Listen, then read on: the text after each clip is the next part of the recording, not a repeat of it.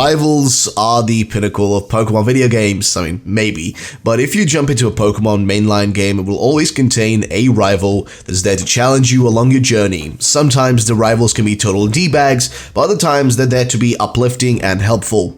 As such, I thought that today I would rank all the Pokemon rivals in the mainline video games from Pokemon from worst to best. Now keep in mind, this is all my opinion, and as such, that means that the way I think doesn't need to comply with the way you guys think. If you guys have a different ranking, then leave it in the comment section down below. Either way, let's get started. So at the bottom of the list has to be the sort of rivals that I know the least about and also that just had the least amount of impact, and that has to be Trevor, Shauna, and Tierno. I'm putting them all at the bottom because these guys were all underutilized fully in Pokemon X and Y. You barely got to interact with them, and you know, when you actually got to interact with them properly to get to know them, it really wasn't a lot of there. And on top of that, the probably worst part is that usually rivals are there to battle you, but in this case there was 3 of them and you barely even battled them. Even though there was literally 3 of them, there was almost no battles against them throughout the games. There was a few, sure, there was a few, but remember, it was maybe like 2-3 battles total per character, so it really wasn't that much, and they didn't really bring a lot of, you know, heat to the battle. They weren't that strong, so they definitely hit the bottom of my list. Trace takes the next spot. So yeah, I feel like Trace is worse than the previously mentioned rivals somewhat. I mean, honestly, he just feels like a total husk throughout your journey. He didn't like do much in the game. He wasn't too much of a D-bag the same way like his counterpart Blue was back in the day. But like in general, he just didn't do much. He was just kind of there, and he didn't do anything interesting. And even when you battle him, he's pretty easy to actually defeat. Like in general, I feel like the thing with Trace is he's just generic and lifeless almost. Like that's the way I feel about him as a character. But I still think he's slightly better than the case of Trevor, Shauna, and Tierno. So that's the way I'm looking at this one. Next is Mani. So I know for a fact that this will piss people off, but I am just not a fan of any of the 3 rivals from Pokemon Sword and Shield personally. And out of them all, I think Mani is the most boring one. She doesn't really bring anything unique besides being related to one of the gym leaders, and that isn't really making the character unique. It's just oh, I am family with somebody else in the universe. That doesn't really make the character deep in any way. And having loads of stans and fanboys and fangirls around her, again, doesn't make for a unique character. Like, wow, who cares? Like, it doesn't even get expanded upon. They could have done so much more with that whole thing, with her having fans and stuff. They could have expanded upon that, included more elements of it in the actual games, and actually done something with it. But it feels like the few times you actually run into her, there's barely anything of interest there. You know, there's nothing interesting happening. And honestly, it seems like the only reason people like this rival is because, oh, she's got the kind of edgy look to her, and people just like that, and they think it's a good character because of that, and I just simply don't agree. I don't know, I just don't find her to be interesting, to be honest, hence why I rank her at this spot. So, I'm gonna be honest, I only put the version of How that's from the games this low on the list, and not the version from the anime. See, I think that How in the anime is far more interesting than the video game version. I mean, in the games, he's just like the friendly guy who runs into you constantly and that forces you into battles that slows down the pace of the game. Like, that's the way I see him specifically in the games. He's just a bit of an annoyance more than anything else. He's just super friendly, but he's always just kind of there, stopping you just when you start, like, kind of getting into the flow of things. And that's the thing that makes me just kind of dislike the version of How in the games, not the actual anime version. I think the anime version of How is loads better. I think he's way more interesting as a character and way better. But when we're talking here video games specifically, I find that he just kind of fell short and was more of an annoyance than something there to kind of challenge you or uplift you, so to say. Though he did do great, and he had a pretty awesome team towards the end, end when you fight him, so he did pretty well at the end, but then again, that's all. So, we have Serena and Callum. So not awful rivals, but just kind of underwhelming, to be honest. Like, Serena in the anime is an awesome character, like, really cool character, and it has an amazing story. But in the video game, Serena as well as Callum don't really have much to offer. They aren't super strong or difficult to defeat. Like, they have nothing. They're just kind of like lackluster characters. They've got like nothing to offer. And that's kind of sad, because if you look at Callum and Serena from different Pokemon media, like Callum in the manga, or, Serena in the freaking anime, like, they are way cooler characters. Like, they've got way more to offer. But in terms of the video games, they're kind of lackluster. They don't really have anything on the plate to offer you that's of interest. They're not intriguing characters. There's no story to them much. It's just kind of like, okay, you know, so that's why they're on this spot on the list. So, I'm putting Brendan and May here, and it's kind of a similar situation as Serena and Callum. See, they're technically the same persons in the game, right? There's technically the same characters, they do the same things, since they will change depending on what gender you choose to play as. And I mean, these guys are cool, you know, to battle and are difficult and not super, like, you know, easy. Neither are they super friendly or super in your face and, you know, happy-go-lucky like Hal or Trace, but at the same time, they aren't total D-bags like other rivals. They're just kind of like general, like kind of generic kind of rivals. Right? That's what they kind of are. I mean, it's fun to play as them, and they're way cooler in all the other media. Like, you know, May is way more interesting, I feel personally, in the, you know, main anime, and I think Brendan, or, you know, whatever you want to call him, depending on if you're watching, you know, reading the manga, in the manga, he's way more interesting, right? Way more interesting character. But that's the thing. In the video games, they just don't do much. They're just kind of like, oh, we're related to the professor. Cool, but what else? Oh, well, we got strong Pokemon to fight you with. Like, in general, they're not awful, but they're not like super cool either. That's kind of the way I look at them. So yeah, BD is next, and in this case, the only reason I put him higher than others is because he had potential. I mean, he really could have gone far, but his story just got cut short and somewhat ruined. What we initially got to see was someone who was like a total D-bag, and the reason he was a D-bag and, you know, just generally a rude person was to prove his worth to the person he respected the most, which was Chairman Rose. And he made loads of mistakes and then gets totally cut off by Rose, you know, out of nowhere after the whole like breaking the whole wall and whatnot with his, you know, Pokemon thing. Like, that whole thing was just weird.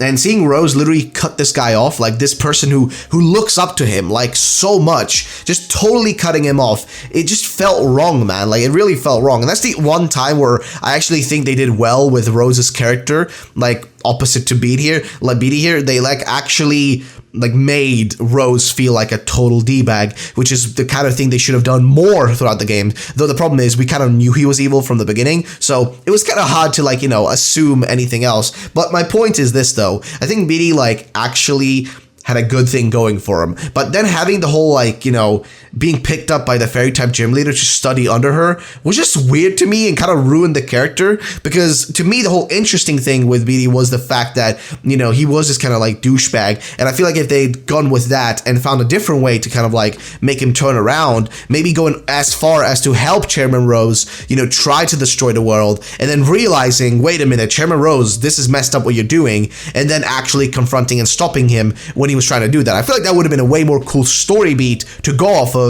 than what we ended up getting. So again, that's just my opinion. I don't know about you guys, but that's that one. Let's get to the next. So next up is Hop. So people seem to like Hop, but to me, he still falls short, and it has to do with the overall positivity of the character and like the nature of him, with the lack of any major faults. What does make him actually interesting is, like, you know, the desire to achieve the same heights that his brother Leon achieved, but I feel like they could have pulled out like a lot more loads better from that. Like, that desire could have been played out in a better way.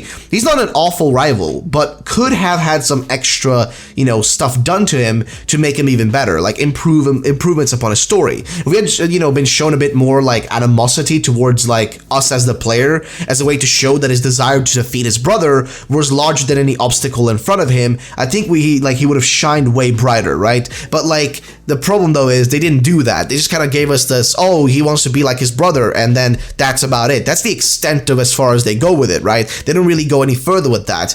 But, you know, if they'd actually gone further with it and not just like have him be a copy of his brother, trying to copy everything his brother does, they could have literally just been like, oh, he wants to be better than his brother. He wants to, you know, surpass him. And if they'd done that, then they could have shown us how sometimes that desire to surpass him can be a little bit of a, you know, Achilles heel to him, right? Where he ends up stumbling and, you know, and like getting into trouble, or, you know, challenging you to battles and being a bit of a rude person, right? But then you realize, oh, it's just a kid underneath all of that, right? It's just this guy who wants to achieve the same, you know, heights as his idol, which is his bigger brother, right? So I feel like that could have been a more interesting dynamic. Again, an okay character, an okay rival. So, I'm putting Sharon and Bianca together here because I think they fit on this spot equally. So, here's the thing, right?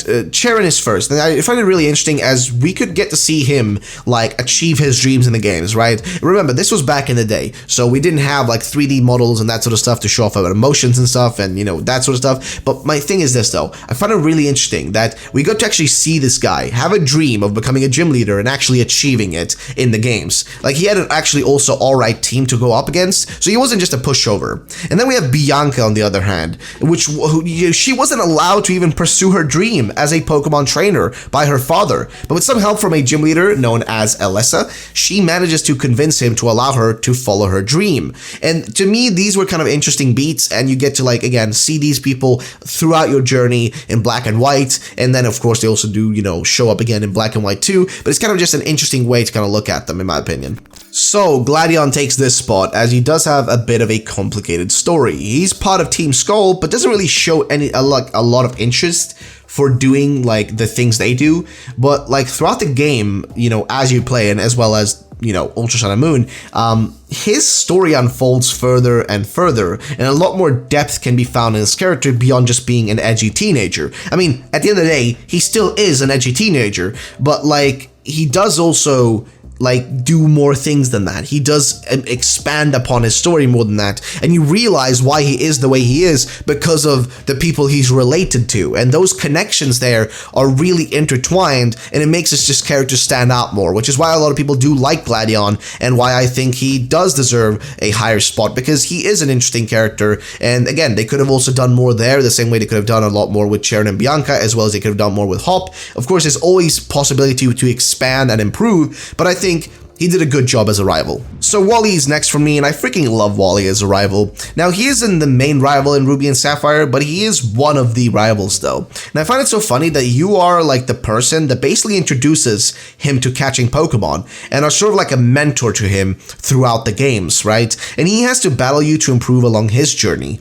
Then you have that final battle against him before you exit the victory road. It's just one of the craziest things ever, okay? I like Wally because at the end of the day, you are essentially like an older brother to Wally, and he looks up to you and constantly wants to challenge you and improve himself. Like, it's almost like he is that perspective of us when we were younger playing Pokemon, right? Trying to constantly move forward, but always having an obstacle in front of us, like a rival or something else, right? And Wally here has a similar situation. He's younger, and he's trying to, you know, get better and better and stronger, but there's always that, you know, thing, that obstacle in front of him, which is us, his rival, right? We are his rival, and I think that dynamic is really, like, interesting. And he was like one of the earliest kind of like friendly rivals we ever got. I think one of the first actually friendly rivals, and I think he was done right. You know, he was just kind of this innocent person just trying to get better and better at battling, and I find it interesting the way they implemented him. Next is Hugh, and I really like Hugh as a rival. He has a major quest throughout the games,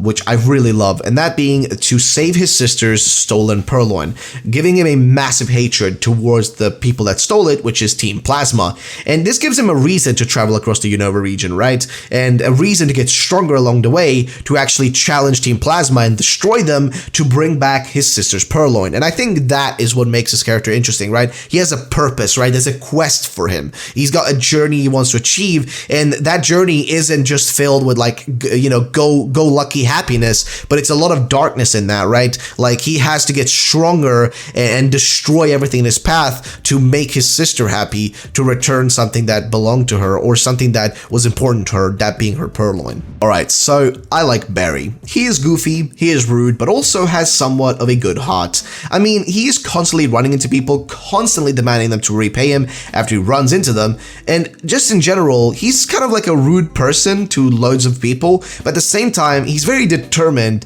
and hard to stop when he sets his mind to doing something, right? He also gains loads more perspective and, like, changes as a character after losing a major battle. Like, I find that, like, with Barry, he starts out like a goofy character, somebody that, you know in the game, somebody who's, like, you know, been your friend for a long time, but now turns into a rival of yours, and first starts out like super goofy, but then evolves as he goes through his journey, right? He in general offers loads more, like, really unique and special moments to make him stand out in my mind. The original bad boy in Pokemon. Yeah, Blue. I mean, he literally is just a few pixels in size, but left such an impact. Now, the reason I always love Blue, again, is because he's quite literally just a lump of pixels, but oozes of deep agony. I mean, he constantly belittles you through your journey. You always fight back and defeat him, but he doesn't let that stop his ego to, you know, just continuously grow, you know what I mean? And he eventually does become the champion. And when you realize it is him you are facing off against at the end of your journey, you know, that was a big deal back in the day. It was a massive shock. And when you finally take him down for the last time, it's one of the best moments ever. I mean, the thing with Blue is that he's just a straight up douche, and it makes it more of a desire for you to defeat him. Because that's the thing that a lot of the other rivals nowadays lack, is the fact that the reason we like him being a douchebag is because you want to defeat him, right? He isn't there to uplift you. That's what the other rivals do. They uplift you, which makes it less of a desire to challenge them. With Blue, you enjoy challenging him because he's being rude to you. He's calling you names. He's making you feel of a lesser person. And to you, you don't want to take that. You don't want to deal with that. That's why you want to fight back against him and destroy him and defeat him. Like, other rivals lack that. Like, you don't really have any desire to challenge them or be better than them because they spend more time helping you than they spend taking you on as a proper rival. Whereas he constantly just belittles you and sees you as a rival he wants to destroy. Silver. Yes, number one, of course, is Silver. And anyone that knows me knows I would put him here. Silver to me is the definition of the perfect rival. He has an amazing backstory that got expanded upon, and overall, the story you get to experience in his journey alongside him is just insane. He starts out by literally stealing a Pokemon, that being one of the starter Pokemon from Professor Elm. And through your own journey, you will encounter him and he will constantly belittle you and show you that he doesn't care for his Pokemon and he doesn't care about you, but only thing he cares about is to get stronger and get his Pokemon stronger to win more battles. And he only sees his Pokemon as tools that he can utilize. You also learn by talking to characters in Gold, Silver, and Crystal, as well as Heart Gold and Soul Silver, the games, that he has stolen more than one Pokemon from different trainers along his journey. You will actually find trainers in those games that will tell you he stole their Pokemon, and you'll see those Pokemon on his teams a few times. You also learn that he hates Team Rocket, that being because his father is Giovanni and used to lead Team Rocket, and this has now left him kind of having a hatred for Team Rocket. He shows that he has changed and doesn't just say that he has changed. Like, he doesn't just say like, oh, I'm changed as a person, but no, he shows it. And this is actually reflected in the game. See, there is a mechanic that exists in the games, specifically Heart Gold, Soul, and Silver, that actually shows how he actually changed as a person. See, he actually doesn't show up at weekends on the, like, outside the Indigo League or whatever, because it is implied that he takes those days off to let his Pokemon rest and not overwork themselves, because usually he spends that time training, you know, during the weeks and stuff. He trains with his Pokemon to help them get better, but also to help himself get better as a trainer. But then he doesn't come at the weekends, so he can let his Pokemon rest and take it easy and enjoy themselves. And that's really interesting to me. Like, that prospect is interesting, and how they implemented those story changes and those changes as him as a character without having to tell you right into your face, oh, I'm a better person now, right? Like, that's the better storytelling is always show, don't tell. And I think they did it really great with Silver, hence why I think he's the best rival in Pokemon. And that is the list for today, guys. What do you guys think about the list? Like, what are your thoughts on it? Let me know in the comments section down below. And yeah, that is all for today. This video ended up being a lot longer than I expected, but I do hope you guys enjoyed it. If you did, of course, drop a like, subscribe for future videos, all that sort of stuff. And I will see you on the next one. Have a great day, and bye-bye, ladies and gentlemen.